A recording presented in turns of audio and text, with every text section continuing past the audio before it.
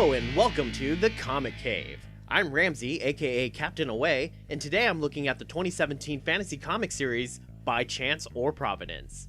By Chance or Providence is written and drawn by Becky Cloonan, who has made a bit of a name for herself in the major publishers of DC and Marvel. This series is a weird, experimental fantasy series done almost entirely solely by her, with colors by Loughridge. I've been wanting to showcase an indie comic to make it clear that I'm not just going to be reviewing superhero comics from the big two, but other types of comics that can be weird and different as well, and By Chance or Providence is definitely that. Don't be coming into this expecting clear and lucid storytelling. Comic artists are still definitely artists, and that brings along with it all that you might expect that title to entail. I can't really say anything more without getting into the details of the comic itself, so let's go ahead and do that and take this away. By Chance or Providence is really just 3 short stories told in 3 standard issues. The first of these stories is called Wolves, and is about a warrior on the hunt. We can probably assume that he's a fairly good hunter from 2 things. First, there's his blade, which has 8 notch marks on it, so we can probably assume that whatever the specific thing is that he hunts, he's already killed 8 of them. Good for him. There's also this line that he says to a lover before leaving on his hunt. Who else would the king send? That might seem like arrogance, but he seems to say it mainly to reassure her. She doesn't seem convinced though. These stories are all deeply imbued with the supernatural, and this one is no exception. Right away on the hunt, we see him spread protective wards, the bones of little animals as far as I can tell. There's also the object of the hunt, which isn't just a wolf, but a werewolf. There's a focus on the aspects of the creature, like its teeth and claws, but the hunter says they aren't what scares him. Instead, it's the creature's eyes, and when they are mentioned, we get a look not at the werewolf, but at the hunter's lover.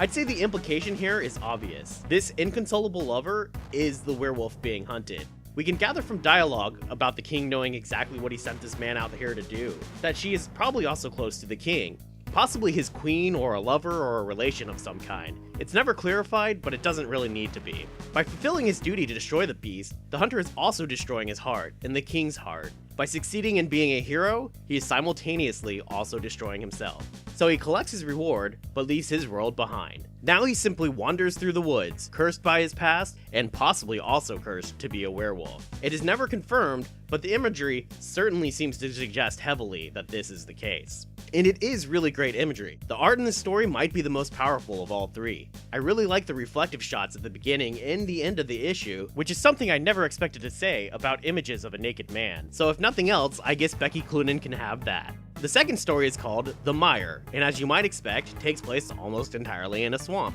It starts out seeming like it's going to be about another warrior man, this knight named Owain, seen here writing a letter. Instead, it's actually about the knight's squire, Aiden, or Iden, depending on where you're from. There is a battle expected, and the squire wanted to be there for it, but the knight has an important letter for the boy to deliver to the castle in the eponymous mire. The boy heads into the forest, and at first everything is normal enough. The supernatural comes out quickly though, first with this mysterious bell sound and a will-o'-the-wisp looking ghostly light, then this phantom rider. Oh no, wait, I think that's just a member of the Misfits. No, don't run, their music really isn't that bad if you give it a chance. Oh well, kids, am I right? His running leads him to this eerily empty castle. Inside he finds a portrait of what is most likely the castle's owners, this angry looking guy who is probably also the skeleton rider, and this young lady with extremely intense eyes. Like, extremely intense. After searching around, he finally comes across the castle's lone occupant, so he can finally deliver his letter. The occupant is clearly the young woman from the portrait, except she's clearly been dead a long time. Murdered from the looks of it. The skeleton woman instructs the boy to read the letter, revealing it was always intended for him. This reveal is really great because it's also a revelation about the narration boxes that have been running since he entered the forest. Normally narration boxes are used in comics to express the main character's inner thoughts, in place of exposition you might find in a book. As the narration more or less followed what Aiden was doing throughout the story, that seemed to be the case here too. Instead, we now learn that the narration was the contents of the letter, giving the words new meaning. The letter, then, is a confession from Owain about the time he discovered this same castle and the woman while she was still very much alive. Oh hey, he invoked the title. So the lord of the castle was often going off to war, leaving the lady of the castle all by her lonesome. Owain discovered her on one of these occasions and gave her the company she desired. Eventually he left, but not before getting her pregnant. The lord, realizing it couldn't be his, ordered the baby killed. The servants in charge of the task couldn't bring themselves to do it, though, and instead brought the baby to a wine.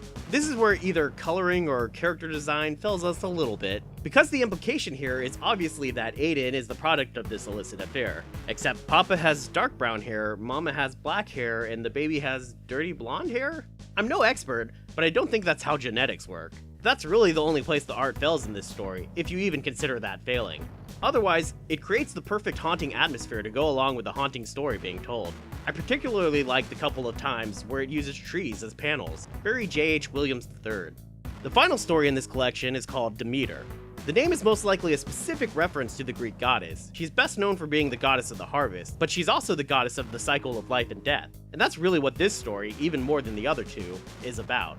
This story focuses on these young lovers, Anna and Colin. He's a fisherman, and so he goes out every day to fish. She stays home to cook, clean, farm, and slaughter lambs for dinner.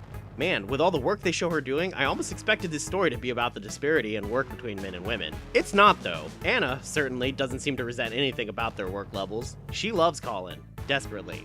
I can't lose you again, she says, because she did lose him once before. Apparently, instead of this tiny one-seater, Colin used to go out on his dad's fishing boat until one night not long ago, a terrible storm came and washed away the boat, killing everyone on board, we would assume. Colin washed up on shore and Anna found him. She tells him she found him still breathing, that the gods had heard her plea. It's not clear if that's true though, as we see she seems to have performed some magic that the sea whispered out to her. 7 drops of blood for 7 months of life. Equivalent exchange, I guess? Not sure I'd follow the directions of some magic sea voice, but I guess when the love of your life dies, you can do some weird things. That's basically the plot of this story here. Colin died, Anna used some ancient sea magic to make him live again, and now that 7 months have passed, the sea wants him back. It's really all very simple, but again, this comic is less focused on the specifics of the story and more focused on how the story is told.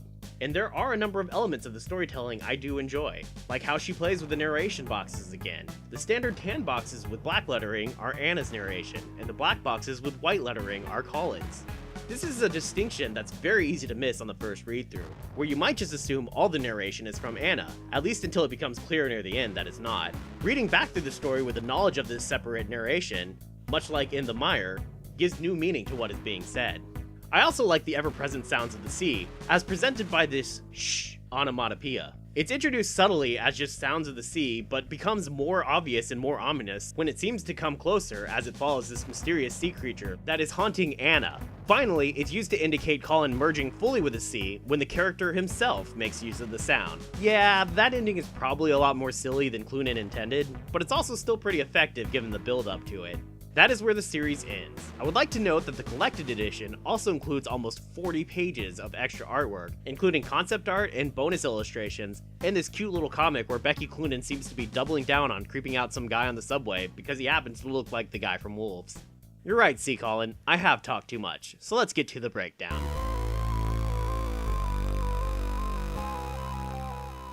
This series is definitely more on the artsy side than I normally tend to like. And if that turns you off, I totally understand. Still, it's nice to read something a little different every now and then, and it can definitely be worth checking out to see some non-traditional comic book storytelling. If this series was much more than 3 issues, I'd probably get sick of it before too long, but since it's so short, it's honestly pretty easy to enjoy. And that's why I'm giving the series a recommendation level of high. I know I spoiled a lot of the plot already, but to get the real experience, you really need to read it for yourself. And since it's so short, there's really not much of an excuse not to do just that.